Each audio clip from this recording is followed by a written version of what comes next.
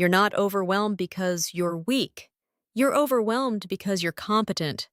There's a cost to being the most capable person in the room. At first, it feels like a compliment. You're reliable. You're steady. You solve things quickly. People trust you. But over time, something subtle happens. Work doesn't just come to you. Responsibility does. When something is unclear, they ask you. When something is messy, they escalate to you. When something feels risky, they want your judgment. Not because they can't think, but because you've proven you can. This is called competence transfer. Organizations unconsciously move cognitive load toward the person who appears most stable. You become the shock absorber. You don't just do your job, you stabilize everyone else's.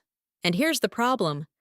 The more capable you are, the less friction people feel when giving you more.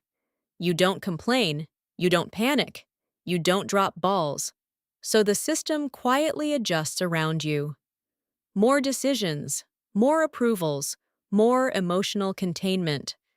Until one day you realize, you are not just participating, you are carrying. This doesn't feel dramatic, it feels constant.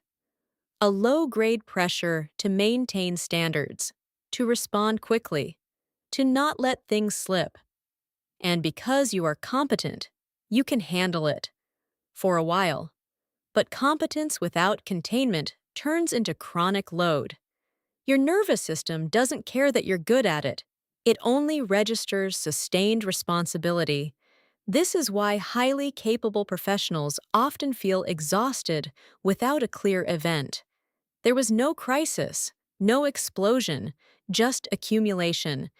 And here's where most people make the mistake. They try to become more efficient, more optimized, more productive. That doesn't fix competence overload. It makes it worse. Because now you've proven you can carry even more. The shift is not productivity. The shift is containment. You need friction. You need pause. You need space between request and response. Two simple adjustments. First, delay your default response time. Not to be passive, but to stop signaling instant availability. Well, second, when someone brings you a problem, ask, "What have you already tried?" This does two things. It returns thinking to the source, and it slows the automatic transfer of load.